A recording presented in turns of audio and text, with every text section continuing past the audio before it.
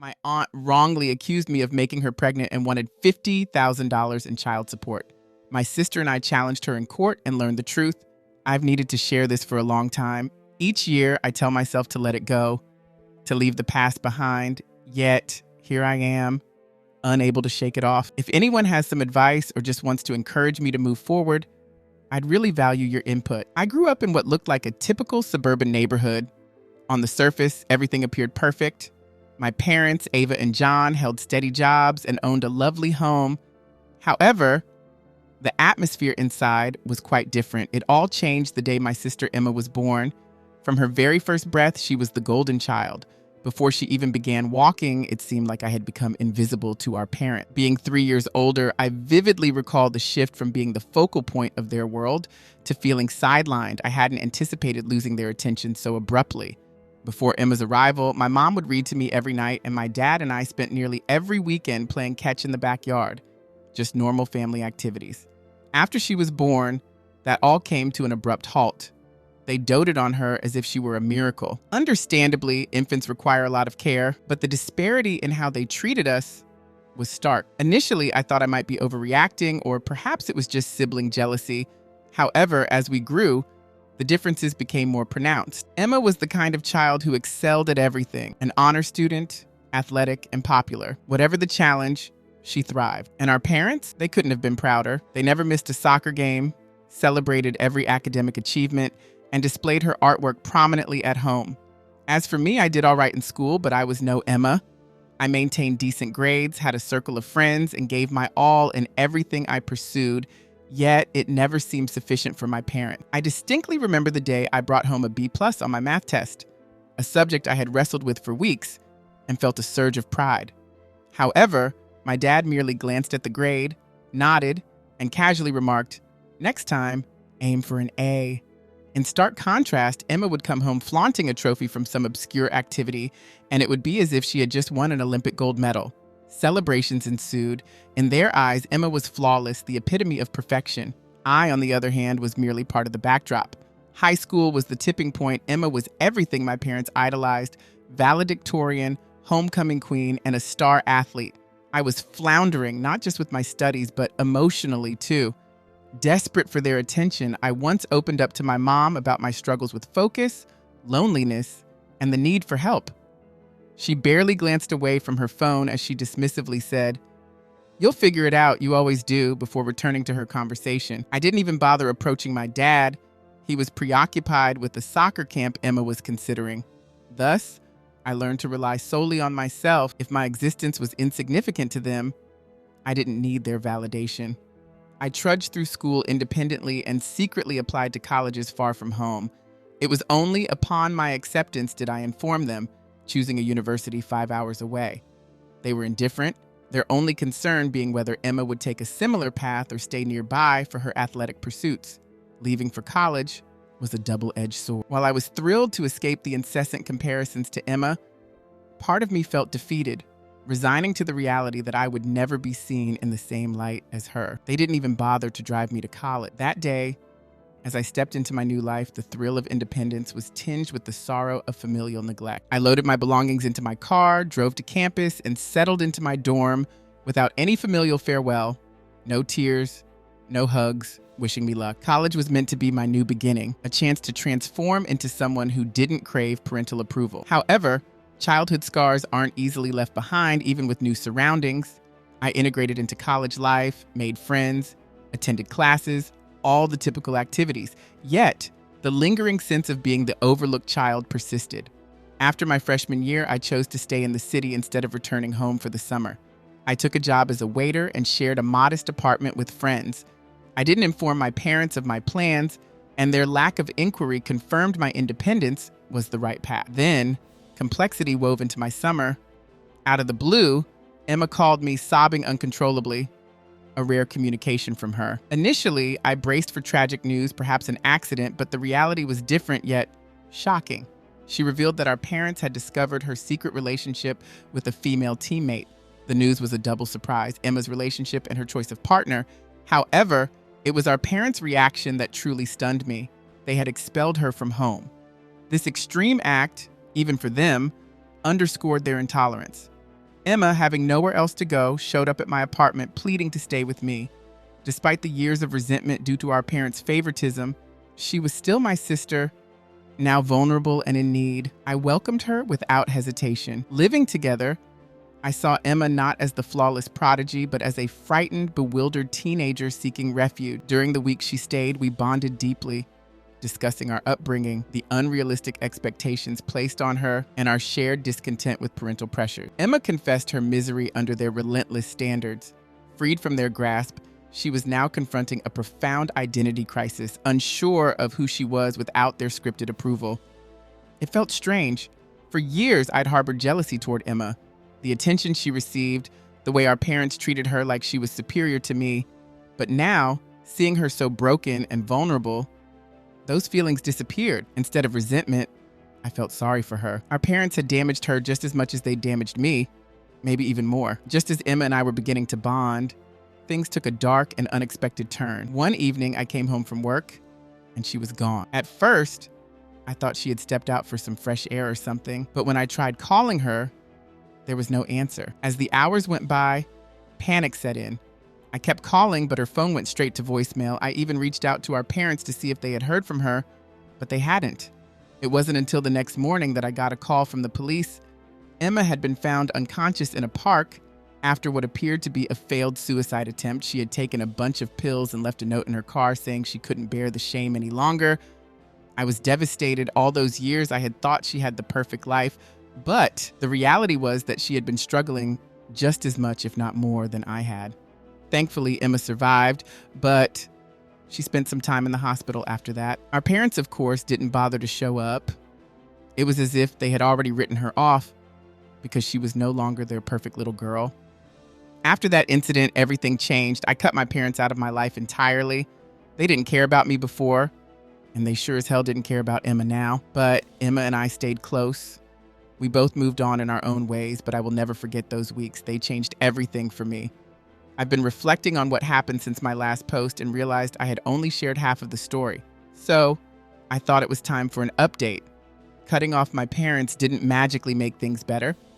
In fact, it made everything more complicated. This might take a while to explain, but I need to tell the full story. After Emma's suicide attempt, it felt like everything was hanging by a thread. She spent a few weeks in the hospital, and during that time, I visited her every single day. At first, we didn't talk much. What could we say? She was still trying to process everything, and I didn't have the right words to comfort her. But just being there, even in silence, seemed to be what she needed. When she was finally discharged, we both knew we couldn't go back to the way things were. Emma couldn't stay at my place forever, and I wasn't in a position to support the both of us long term. I was still working my waitressing job, barely scraping by in a rundown apartment. Emma didn't have a job anymore. Our parents had completely cut her off financially, and she wasn't ready to return to soccer or school. We needed a plan, something that would allow us to move forward. We had spent our entire lives living under the weight of our parents' expectations, but now we had a chance to break free and build something for ourselves, so we decided to start over. We both found entry-level jobs at a marketing firm in the city. It wasn't anything fancy, but it was a start. I handled admin tasks, answering phones, filing reports, doing the grunt work. And Emma, despite all her talents, took a similar role, doing basic client research. The pay was low, and neither of us had any real experience in the corporate world, so it was a steep learning curve. We worked long hours just to make ends meet.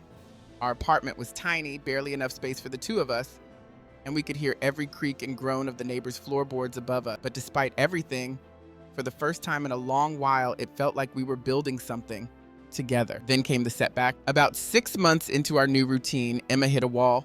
Since her suicide attempt, she had been battling depression and anxiety, and the fast-paced, high-pressure environment of our jobs wasn't helping. She began having panic attacks at work, sometimes in the middle of meetings or when we were on tight deadlines. It was heartbreaking to witness. My sister, who had once seemed so invincible, was now crumbling right before my eyes. I tried to support Emma the best I could, but I was barely holding it together myself. Work was brutal. Our boss, a guy named Mark, had a reputation for being a real hard ass. He didn't care about anyone's personal issues or mental health. All he wanted was result, and if you didn't deliver, you were out. No exception. I remember one time when Emma had to leave early because she felt a panic attack coming on, and Mark completely lost it. He called her unreliable in front of the entire office. I saw how much it hurt her, but we couldn't afford for her to quit. It was a harsh reality, and I realized something needed to change fast. So, I decided to take a drastic step.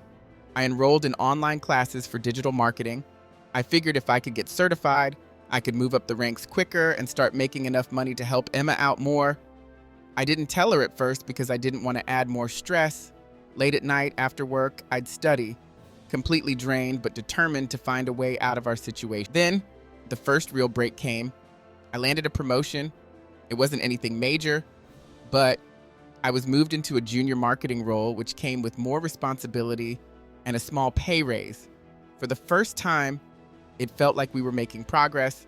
I could cover more of the bills, and Emma didn't have to push herself as hard at work. She cut back her hours and started focusing on therapy and her mental health. Things were finally starting to look up for us. But of course, nothing good ever lasts forever. One morning, about a year into this new routine, I got a frantic call from Emma while I was at work. She was hysterical, and for a moment, I thought she might have done something drastic again. But after calming her down, she told me what had happened. One of our old high school classmates, a guy named Jake, had reached out to her. He'd heard about her situation, how our parents had disowned her, and came swooping in like some knight in shining armor. He offered her a place to stay and promised to help her get her life back on track. At first, I didn't think much of it. I figured Jake was just being nice. But something about the way Emma talked about him made me uneasy. She seemed almost too eager to escape everything and start fresh, this time with Jake.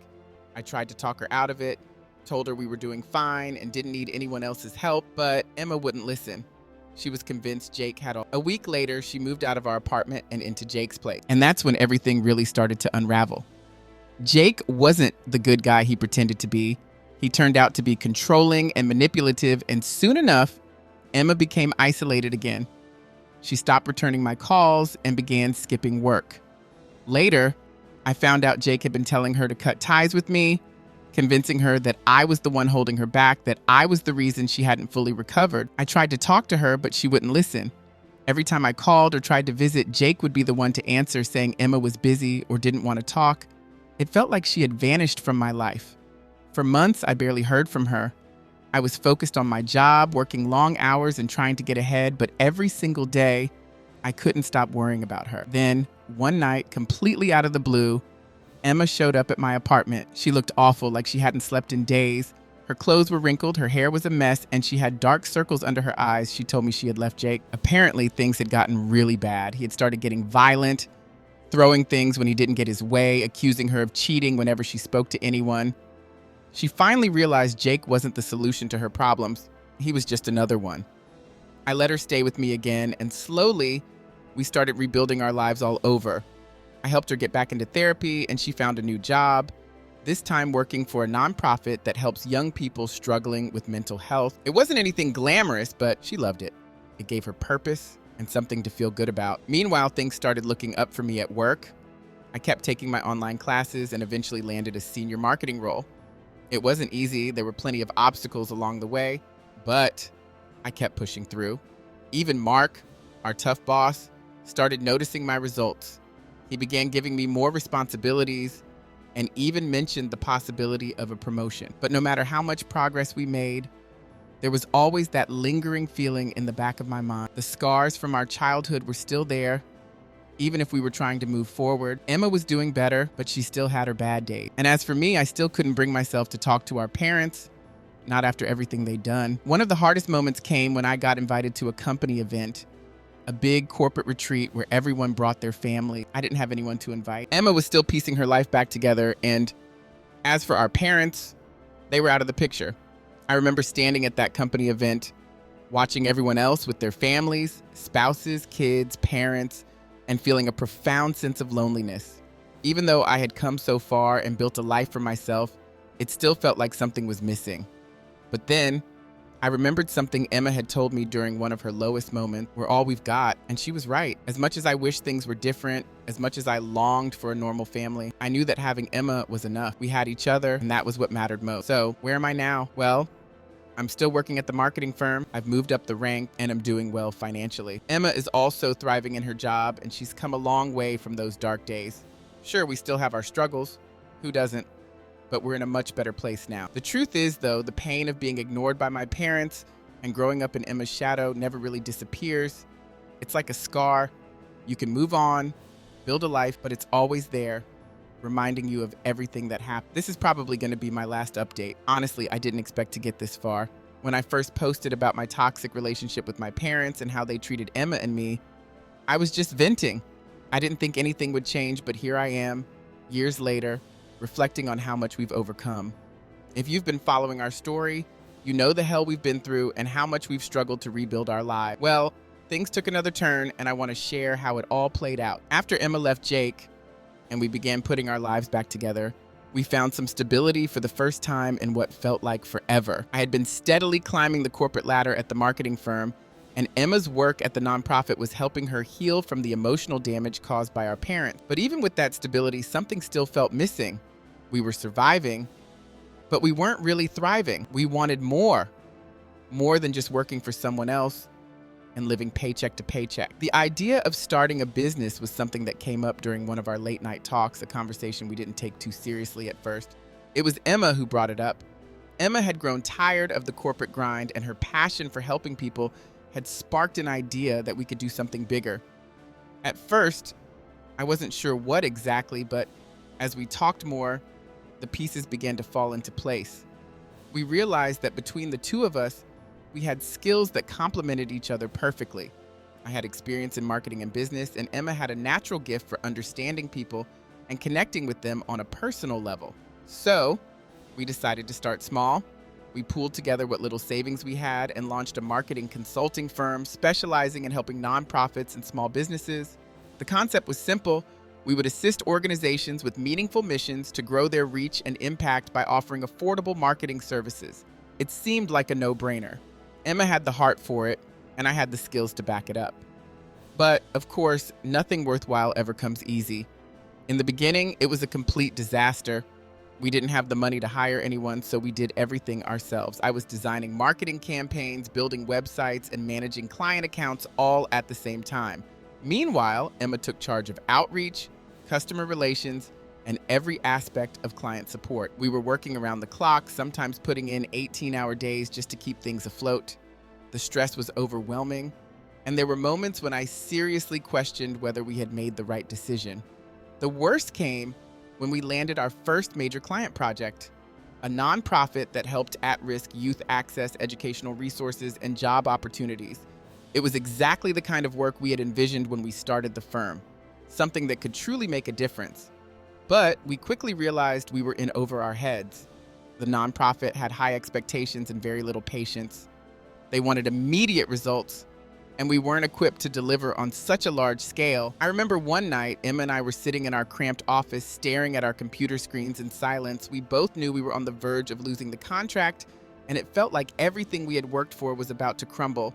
I don't know if it was pure desperation or a surge of last-minute adrenaline, but we pulled an all-nighter, completely reworking the entire campaign from scratch. We redesigned their website, launched new ad campaigns, and crafted a social media strategy that finally caught their attention. And it worked. That project ended up being the turning point for our business. The nonprofit was so impressed with the results that they referred us to other organizations. Before we knew it, we had a steady stream of clients, but success came with its own set of challenges. The more clients we took on, the harder it became to manage everything ourselves. We were still struggling with cash flow and couldn't afford to hire full-time employees, so we had to get creative. That's when we made our first major hire, a guy named Liam. He was a freelance graphic designer we had worked with on a few smaller projects, and he seemed like a good fit for our team. We couldn't offer him much, just a part-time gig with the promise of more work down the line if things picked up. Liam was talented, but what we didn't realize at the time was that he was dealing with a lot of he was going through a messy divorce and barely holding it together. At first, everything seemed fine. Liam was a great addition to the team, and his designs elevated our project. But as his personal life spiraled out of control, it began to affect his work. He started missing deadlines, showing up late, and disappearing for days without any explanation. I didn't want to fire him because I knew he was going through a tough time, But we were a small business and couldn't afford someone who wasn't keeping up. Things reached a breaking point when Liam completely botched a major project for one of our biggest clients. He was supposed to design a branding package for a startup, and when the deadline came, what he delivered looked like it had been rushed in an hour. The client was furious and threatened to pull the contract, which would have been a huge financial hit for us. I confronted Liam, and I wasn't prepared for what happened next. He broke down in tears in the middle of the office, confessing that he had been drinking heavily and couldn't focus on anything. I felt torn. Part of me wanted to fire him on the spot, but another part of me, maybe the part that had watched Emma go through her own struggles, knew that firing him wouldn't fix the problem. Instead, I gave him an ultimatum. I told him he needed to get help, take some time off, and sort out his personal life. If he came back with a clear head, we'd give him another shot. If not, we'd have to part ways. Liam agreed, and surprisingly, he followed through. He checked into rehab and took a month off to focus on his recovery. When Liam came back, he was like a completely different person. The transformation was unbelievable, and he quickly became one of the most reliable members of our team. But that whole ordeal taught me a valuable lesson about the importance of setting boundaries and recognizing when to step in before things spiral out of control. As the business grew, so did the challenges. We had a small team, yet we were taking on more work than we could reasonably handle. Emma and I were still working ridiculously long hours, and the stress was starting to affect our health. Emma, who had always struggled with anxiety, began having panic attacks again. I was constantly exhausted, and there were days when I doubted if I could keep going.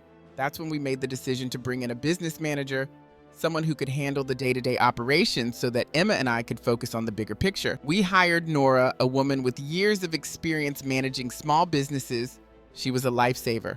Nora took over the logistics, managed the finances, and kept everything running smoothly. For the first time in what felt like forever, Emma and I could finally catch our breath. With Nora handling the day-to-day, the business flourished.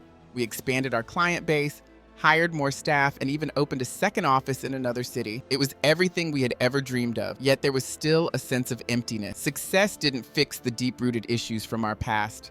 No matter how far we had come, it didn't erase the weight of everything that had happened to us. And then out of nowhere came the biggest surprise of all. One day, out of the blue, our parents showed up at the office. I hadn't seen or spoken to them in years, and I wasn't prepared for the wave of emotions that hit me when I saw them standing there in the lobby. They looked older, worn out, and there was a desperate look in their eyes that I had never seen before. They wanted to talk, to apologize for everything they had done to Emma and me, for the way they had treated us. I didn't know how to respond. Part of me wanted to yell at them, to tell them it was too late, that the damage was already done. But there was another side of me, the one that had spent years quietly yearning for their approval, that wanted to listen. So we sat down together, the four of us, in the conference room of the business Emma and I had built from the ground up. Our parents apologized, admitting they had been wrong, that they had neglected me, favored Emma, and abandoned us when we needed them most. Hearing those words felt strange. I'd imagined this moment countless times, but the closure I expected never came. Even though they said everything I thought I wanted to hear, it didn't undo the past. I never thought I'd find myself here again, updating this story. Things had finally started to look up. Emma and I had built a business from scratch, worked through the mess of our personal lives, and started to heal from the wounds our parents had left behind. But life had other plans. About 6 months ago, I was hit with something I never saw coming. One day, my aunt Lisa showed up at my office completely out of the blue. Lisa, my mom's younger sister, was always a bit of a wild card. Growing up, she would drift in and out of our lives without any explanation. She was the kind of person who would appear at a holiday dinner one year and then vanish for the next 5. When she walked into my office, I didn't think much of it at first. Maybe she wanted to catch up, but something was off. She wasn't her usual carefree self. There was a tension in the air. She got straight to the point. No small talk, no pleasantry. She claimed she was pregnant. And then came the real shock. She said the baby was mine. I froze. My aunt, my own aunt, was accusing me of something impossible. I hadn't seen her in years, let alone had any kind of relationship with her. Her words hit me like a truck, and my mind raced to make sense of what she was saying. How could this be happening? I hadn't been involved with her in any way, but she was adamant. She insisted the child was mine, and she wouldn't back down. She began spinning this wild story, claiming that we had slept together at a family reunion last year, that we'd had too much to drink, and things went too far. But the reality? It never happened. Not even close. I don't even drink, and I hadn't been to any family gatherings in years. Yet, Lisa stood by her story, insisting that I was the father. No matter how much I tried to reason with her, she kept escalating. She became more aggressive, accusing me of abandoning my responsibilities. She said she had proof, though she never provided any, and demanded I take responsibility immediately. Then came the bombshell. She wanted $50,000 in child support up front. No DNA test, no proof, just her word and a price tag. She didn't stop there. Lisa threatened to go public if I didn't pay, claiming she would destroy my business, my reputation, and everything I'd worked for. Hearing this from my own aunt felt like a betrayal beyond words. She was family, someone who should have had my back, and now she was trying to extort me over a child that I knew wasn't mine. It felt like a nightmare I couldn't wake up from. I stood my ground, telling her I wouldn't give her a cent without proof. I wasn't going to let myself be blackmailed, especially not by someone who clearly had no evidence. But that's when things took an even darker turn. Lisa exploded, threatening to go to the media and paint me as a predator who had taken advantage of her. She didn't stop there. She went after Emma too. She swore she'd drag Emma's nonprofit into the scandal, destroying everything we had worked for. The threats felt relentless, and I knew I couldn't sit by and let her keep making these outrageous claims. It was time to act. I hired a lawyer and immediately filed a counterclaim accusing Lisa of extortion and defamation. I needed to shut this down before it spiraled out of control. But instead of backing off, Lisa doubled down. She filed a lawsuit against me, claiming I was the father of her unborn child and demanding child support. I couldn't believe what was happening. I had never imagined my own family would go to such lengths to tear me down, but here I was, facing a legal battle over lies. The entire situation turned into an absolute circus. Lisa refused to provide any kind of evidence, no DNA test, no medical records, nothing. She just kept doubling down, insisting that I was the father and owed her money. While my lawyer worked tirelessly to get the case thrown out, Lisa's threats only grew more intense. She started spreading lies, telling anyone who would listen that I was shirking my responsibilities and trying to disown my supposed child. The rumors started to take their toll. My reputation, which I had spent years building, was beginning to suffer. Despite knowing the truth, I couldn't stop the whispers or the suspicious looks from people who didn't know the full story. I was beyond angry, but more than anything, I was scared that Lisa might actually succeed in tearing down everything I had worked for.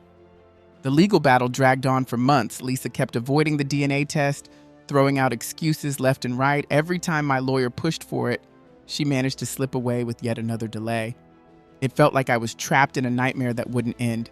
Every day, I woke up dreading what new hurdle I would have to face, constantly checking my phone, bracing for more bad news. Just when I thought things couldn't get worse, everything took an unexpected turn. My lawyer received an anonymous tip. Someone claimed to have information that could blow Lisa's story wide open. At first, we didn't know what to make of it, but then the source provided evidence. Emails, photos, and even documents that revealed Lisa had been in a long-term relationship with another man. And not just any man. This guy was the real father of her child. Apparently, he had financial problems, and Lisa had been trying to pin the pregnancy on me as a way to extort money. The evidence was rock solid. With proof in hand, my lawyer immediately submitted everything to the court and demanded, once again, a DNA test. This time, there was no way for Lisa to dodge the truth. This time, the evidence we presented left the judge with no choice. Lisa was forced to comply with the court order. She couldn't dodge the DNA test any longer. When the results finally came back, they confirmed what I had known from the start. I wasn't the father. Lisa had fabricated everything. I thought I'd feel relief in that moment, but instead I felt drained. Emotionally, mentally, and financially. This ordeal had taken months of my life, consumed my energy, and left me exhausted. While I was glad the truth had finally come out, the damage had already been done. Rumors had spread, and even though I was vindicated, not everyone would hear the truth or care to believe it. But Lisa? She didn't walk away unscathed. Once the DNA test cleared me, her lawsuit was thrown out. We wasted no time filing a counterclaim, and the judge ruled in my favor. Lisa was ordered to pay damages for defamation and attempted extortion. She lost everything, the little reputation she had left, any credibility, and whatever chance she thought she had of pulling off this scheme. Since the case closed, I haven't heard from her. Word on the street is that she packed up and left town, trying to disappear and escape the fallout from her lies. She went from being someone who thought she could manipulate the situation to losing everything. As for me, I'm focused on rebuilding what was tarnished. It'll take time to put the pieces back together, But at least now I can start to move forward without the weight of that nightmare hanging over me. For the first time in months, I can breathe again.